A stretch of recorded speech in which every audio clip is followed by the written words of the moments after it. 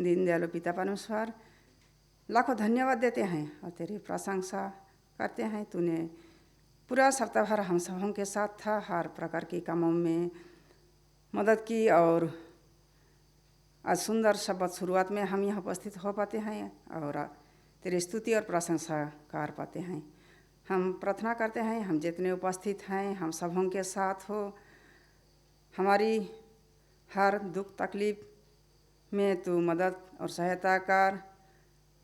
हम तेरे विशेषकर इस समय उपस्थिति चाहते हैं। हम अभी जो भी वचन में से सुनेंगे सीखेंगे अपना मन हृदय में रखते हुए अपने जीवन में व्यवहार करने सके और हम तेरे नज़दीकी रहने वाले बन सके। हम कलीसिया के हर सदस्यों को याद करते हैं, हर परिवार को याद करते हैं, उन सबों के साथ हो, हर परिवार के साथ हो। जो भी दुख तकलीफ कमी घटी है तो हमारी इच्छा नहीं बल्कि तेरी इच्छा से हमें पूरी कर। और जितने कोई रोग बीमार में हैं उन सबों के साथ भी हो ताकि भले चंगे होकर फिर से तेरे स्तुति और प्रशंसा कर सके।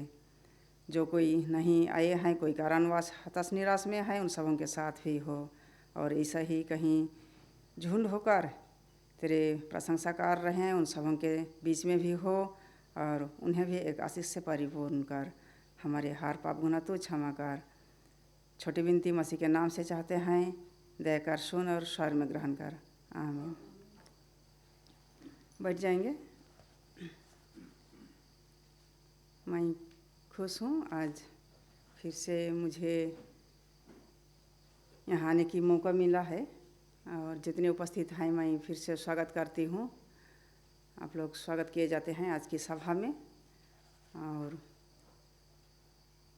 आज की मेरा जो शीर्षक वचन है वो है यूहन्ना 3:16। हम लोग सब जानते हैं यूहन्ना 3:16 में क्या लिखा हुआ है।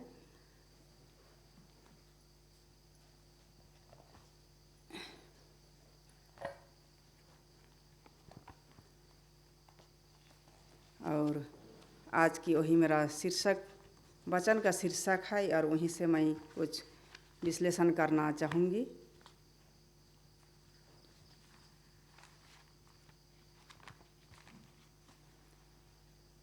हम लोग जानते हैं फिर भी मैं एक बार पढ़ना चाहूँगी यहाँ। क्योंकि परमेश्वर ने जगत से ऐसा प्रेम रखा कि उसने अपना एक लौता पुत्र दे दिया ताकि जो कोई उस पर विश्वास करे वह नष्ट ना हो परंतु अनंत जीवन पाए। पिता परमेश्वर चाहता है हम एक भी नष्ट ना हो। हम वो एक जीवन को भी नष्ट करना नहीं चाहता है और हमारे लिए अनंत जीवन, जो जीवन हमें कभी अंत नहीं होगा, ऐसा जीवन देने के लिए तैयार है। और लेकिन हम अपना जीवन का महत्व को हम नहीं जानते हैं। हमारा जीवन कितना कीमत है, हमारा जीवन का कीमत कितना है, महत्व क्या है, हम लोग ध्यान नहीं देते हैं। और हम क्या ही धन्य हैं जो हमारे लिए जीवन हमें मिला है। और इस जीवन को हम कभी कभी लापरवाह करते हैं और हम जीवन को, अपना जीवन को पवित्र और शुद्ध रखने की कोशिश नहीं करते हैं और हम नष्ट करना चाहते हैं। लेकिन पिता परमेश्वर चाहता है हमारे एक जीवन भी नष्ट ना हो लेकिन अनंत जीवन के लिए हो। और हमारा जीवन एक मंदिर है। हम मंदिर को किस तरह साफ सुथरा रखते हैं हमारा सभी कोई का जानकारी है। इसी तरह हमारा जीवन भी एक मंदिर है और हमारा मंदिर को हर समय पवित्र और शुद्ध रखना है। लेकिन हम लापरवाह करते हैं। हम अपना मन मंदिर को लापरवाह करते हैं, साफ रखना नहीं चाहते हैं। तरह तरह की खाना पीना से, चाल चलन से हम बर्बाद करते हैं। और हम लोग को कभी हम छोटा गलती करते हैं लेकिन उसको भी हम नहीं, उसको छोटा नहीं सोचते हैं और हम चलते रहते हैं वैसे ही। और हमारा जीवन उस समय बर्बाद हो जाता है। और हम लोगों को एक नया जीवन हमेशा सोचना है, हमेशा नया जीवन के लिए तैयार करना है। और हम किस तरह से लापरवाह करते हैं, मैं एक छोटा सा कहानी के द्वारा बतलाना चाहूँगी। एक राजा था, कहीं वो कोई सफ़र में जाने के लिए तैयार हुआ बहुत दिन के लिए। तो उससे कहा गया कि तू जीवन में तो जाते समय तुम्हें एक 2 फुट का आदमी मिलेगा और उसे तुम मार डालना, वो तुम्हारा जीवन को हानि पहुंचाने सकता है। और वो जब सफ़र में निकलता है तो उससे कहा गया, चेतावनी दिया गया, लेकिन वो राजा वैसे ही सफ़र में निकला और उसे रास्ते में 2 फुट का आदमी मिला और उससे लड़ाई हुआ और उसको हरा देता है। और उसको मारने के लिए कहा गया था, लेकिन वो नहीं मारा। वो सोचा है क्या मारूं इस 2 फुट का आदमी को, और वो फिर आगे बढ़ने लगा। और फिर चलते चलते फिर 2 दिन बाद में फिर मिला, 2 फुट के जगह में उनको 4 फुट का वही आदमी मिला, 4 फुट बन गया। तो फिर वो उससे लड़ा और फिर उसे नहीं मारा और छोड़ दिया। ऐसा करते करते वो जितना छोड़ते गया और उतने वो बढ़ते गया। आखिर में एक दिन जब मिला तो राजा से बहुत बड़ा हो गया और वो राजा थोड़ा घबराने लगा, मैं कैसा करके ऐसा हराऊं। लेकिन राजा तो उनको लड़ाई में हराया, लेकिन कुछ उनका हानि हुआ। तो इसी तरह हमारे जीवन में भी जब कभी हम छोटी से छोटे कोई पाप आ जाता है तो हम उससे छोड़ने नहीं चाहते हैं, उससे लड़ने नहीं चाहते हैं। लड़ते हैं तो उससे छोड़ देते हैं, वैसे ही उसको हमेशा के लिए नहीं त्याग देते हैं। और आखिर में हमारा जीवन में भी ऐसे ही हमारे जो पाप जो बढ़ते जाता है और हमारा जीवन को बर्बाद कर देता है। और आखिर में राजा तो जीतता है, लेकिन उसका कुछ हानि हो जाता है। इस तरह हमारे मन हृदय भी, हम अगर जब छोटा रहता है उसी टाइम नहीं छोड़ते हैं कोई चीज़ को, तो वो आखिर में वही बड़ा हो जाता है और हमें छोड़ने में, उससे लड़ने में बहुत हिम्मत चाहिए होता है। और हम नहीं सकते हैं, और सकते हैं होने से भी हमारा कुछ हानि पहुंचाता है।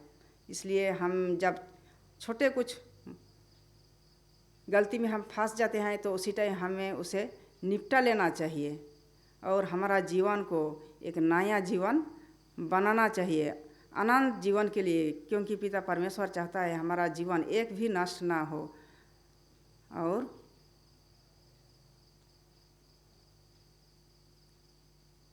एक एक जीवन को बचाना चाहता है। लेकिन हम कभी उससे गुरुत्व नहीं देते हैं। हम पढ़ेंगे, मैं पदस्थल चुनी हूँ,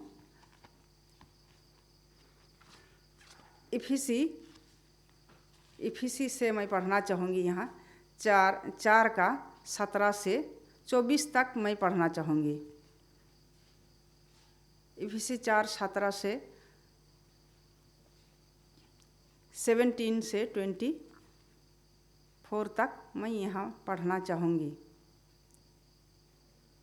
इसलिए मैं यह कहता हूँ और प्रभु में आग्रह करता हूँ कि जैसे अन्य जातीय लोग अपने मन की अनर्थ रीति पर चलते हैं, तुम आपसे फिर ऐसे ना चलो, क्योंकि उनकी बुद्धि अंधेरी हो गई है और उस अज्ञानता के कारण जो उनमें हैं और उनके मन की कठोरता के कारण वे परमेश्वर के जीवन से अलग किए हुए हैं और वे शून्य होकर लुचपन में लग गए हैं। सब प्रकार के गंदे काम लालसा से किया करे।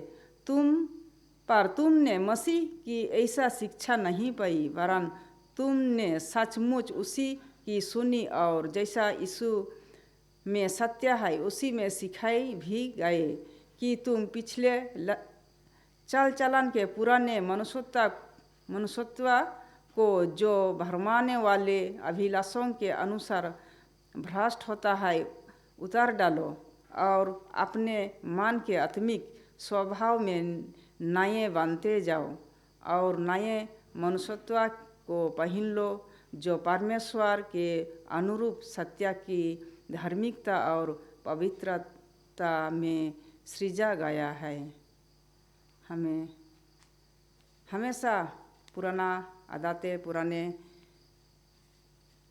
आचार व्यवहार को छोड़ना है और नए मनुष्यत्व को पहन लेना है और आनंद जीवन के लिए तैयार होना है। मैं और एक पदस्थल पढ़ना चाहूँगी।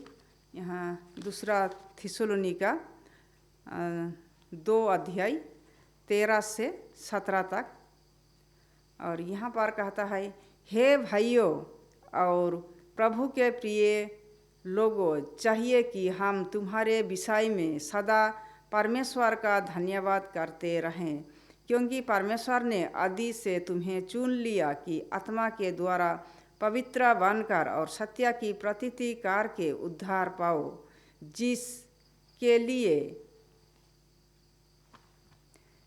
लिए उसने तुम्हें हमारे सुसमाचार के द्वारा बुलाया कि तुम हमारे प्रभु यीशु मसीह की महिमा को प्राप्त करो।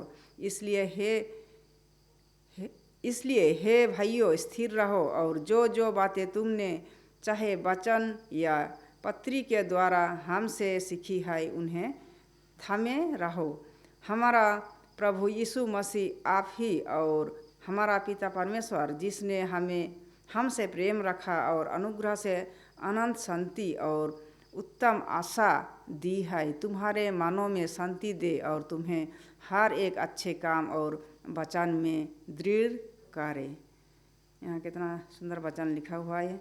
हम हमारे मन हृदय को इस वचन के अनुसार हमें थामे रहना है और पवित्र करना है और अनंत शांति और उत्तम आशा हम प्राप्त करें।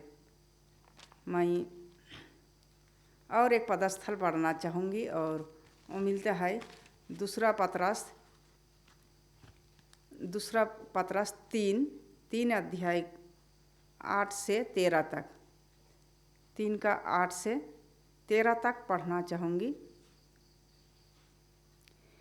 हे प्रिय, यह बात तुमसे छिपी ना रहे कि प्रभु के यहाँ तक दिन 1000 वर्ष के बराबर है और 1000 वर्ष एक दिन के बराबर है। प्रभु अपनी प्रतिज्ञा के विषय में देर नहीं करता, जैसे देर कुछ लोग समझते हैं, पर तुम्हारे विषय में धीरज धरता है और नहीं चाहता कि कोई नष्ट हो, वरन यह कि सबको मन फिराव का अवसर मिले। परंतु प्रभु का दिन चोर के समान आ जाएगा। उस दिन आकाश बड़ी हड़हड़ाहट के शब्द से जाता रहेगा और तत्व तुम बहुत ही तप्त होकर पिघल जाएंगे और पृथ्वी और उस पार के कम जल जाएंगे। जबकि ये सब वस्तुएं इस रीति से पिघलने वाली है, तो तुम्हें पवित्र चाल चलन और भक्ति में कैसे मनुष्य होना चाहिए और परमेश्वर के उस दिन की बाट किस रीति से जोहना चाहिए और उसके जल्द आने के लिए कैसे यत्न करना चाहिए, जिसके कारण आकाश आग से पिघल जाएंगे और आकाश के गण बहुत ही तप्त होकर गल जाएंगे। पर उसकी प्रतिज्ञा के अनुसार हम एक नए आकाश और एक नई पृथ्वी की आस देखते हैं, जिनमें धार्मिकता वास करेगी। हमें तैयार होना है उस नई पृथ्वी के लिए और जहाँ आनंद जीवन है और हम हमेशा सदा वहाँ आनंदित रहेंगे। पिता परमेश्वर हमें मदद और सहायता करे, अपने मन हृदय में हम पवित्र को बसाने सके और उनकी आनंद जीवन में हम भागीदार होने सके। ईश्वर इस वचन पर आशीष देवे। मैं आज की सभा इतनी यहीं अंत करना चाहूँगी और